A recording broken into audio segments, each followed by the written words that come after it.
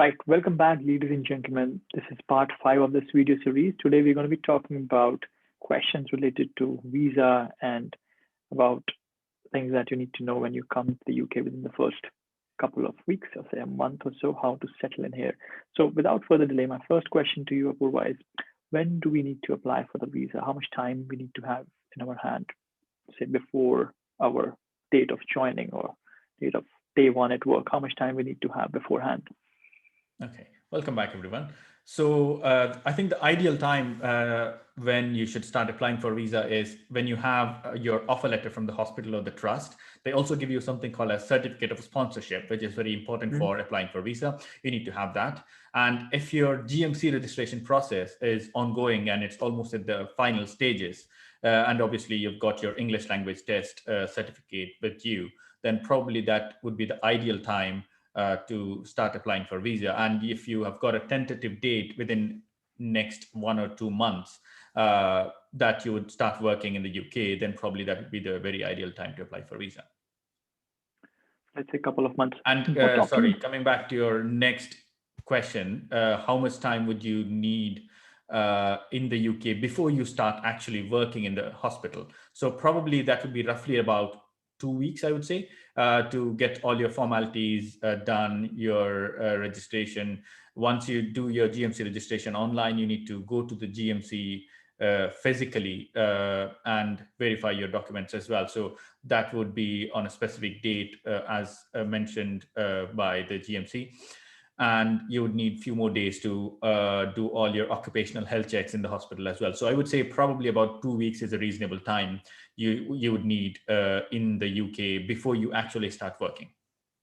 So we need to have at least 2 weeks of Yeah, you know uh, expenses arranged yeah, when we come here for the first time in true. terms of our stay. If Yeah, that's taken care of by someone, that's fine. But two yeah, weeks to get to CGMC, yeah. to settle around, find a place, move in, and then start work. Okay. And I would advise viewers to check this with GMC now again in terms of whether they actually need to go physically or not, because things might have changed because of the pandemic. Yeah, true. This is what was happening before the pandemic. Yeah. So, and in terms of documents required, what documents do you remember? What's the list of documents or the key documents that we need to get the visa, or what they ask for? Yeah. So I think the mandatory documents are your passport, obviously, and the certificate of sponsorship from the trust, and your English language certification. These are the mandatory documents. And obviously, you can give other documents along with that. If you've almost completed the GMC, you can provide that as well. And your degree certificate can be the document as well. Okay, I think the other thing I mentioned is since you're traveling from India, so you probably also need a TB certification. So your tuberculosis status needs to be checked. There are Yeah. certain designated centers in India where they can do this. And there's a list on the government of UK website where you can get the test done. And you can go to those centers, apply for that separately, and they would probably do a chest x-ray and examine you and then give you a certificate. So you need that as well when you travel to the UK. So I think these are the essential things, but I think it is good to check on the visa What's the or the current guidance government and of what's the UK current website before set you of decide documents? upon anything, because things keep changing. And obviously we are not the Department of Border Regulation or Immigration as well. So I think it's Of good to course, check of on the course. website before you jump on into doing something. Fine. So again, the key documents are so to have is cost. I think that's the most important one. That's why you've got job Yeah, offer and your English language, your MBBS degree, your yeah, GMC emails, the final email that you have, that you have an appointment with them. If yeah, you can provide that email, yeah, of course, you'll need to give your passport. And I ended up giving my registration certificate with the council yeah, as well. And because there was no clear guidance in terms of, there was a long list and they said you submit originals in terms of whatever you can give, just yeah. give. And just make sure you get all of them True. back. So I think the summary of it is if you go to the Government of UK website, I mean the immigration website, so it tells you what are mandatory, like 3 or 4 documents will be mandatory, and then they would say just generally you can provide any other supplementary documentation. I think probably one of the things is your bank document as well.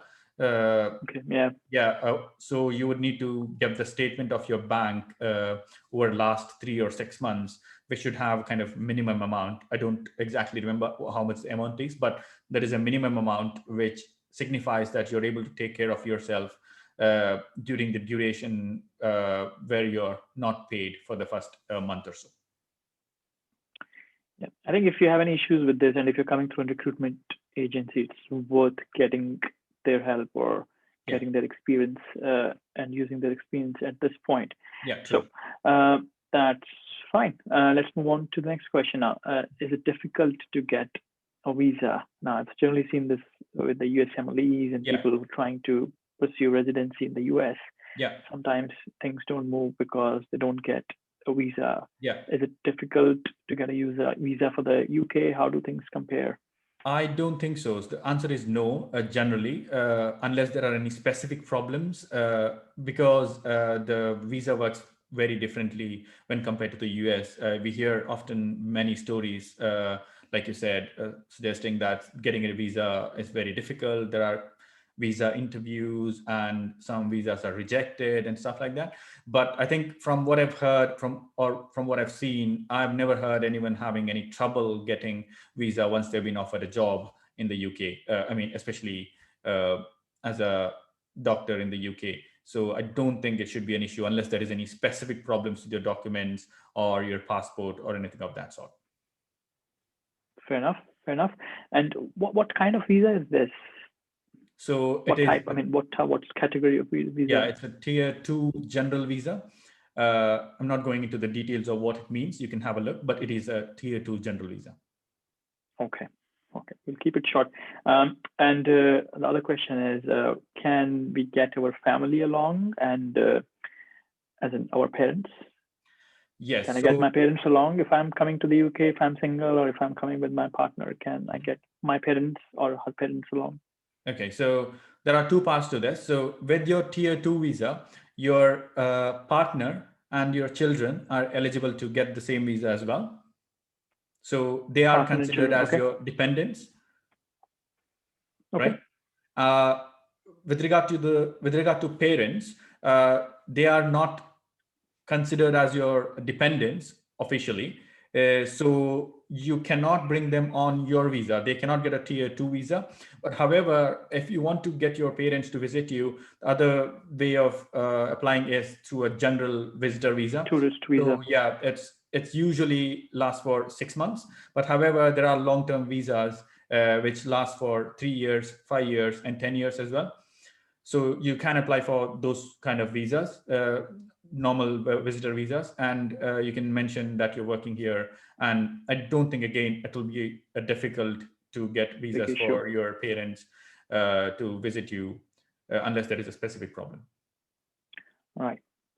That's great. My last question is, can I settle in the UK if I want to? Short answer is yes. So I think after you are working in the UK for 5 years, you get something called as ILR, which stands for indefinite leave to remain. So what it basically means is if you are coming by a tier 2 visa, so somebody needs to sponsor you for that visa to be valid.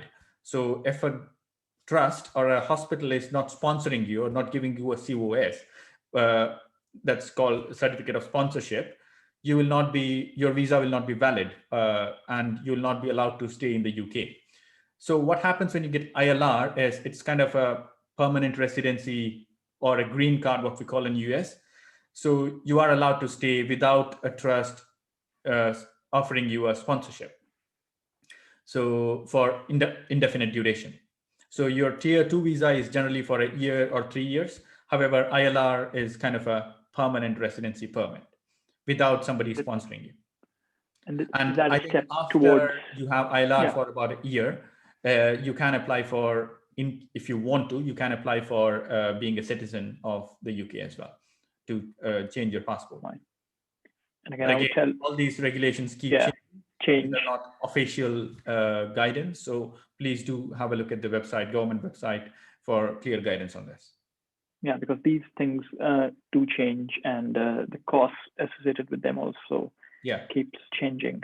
Sure. So I think that's all we have today. If you're finding these videos useful, please share them and subscribe to the channel. And I think that's it for now. Thank you so much. Bye-bye. Thank you very much.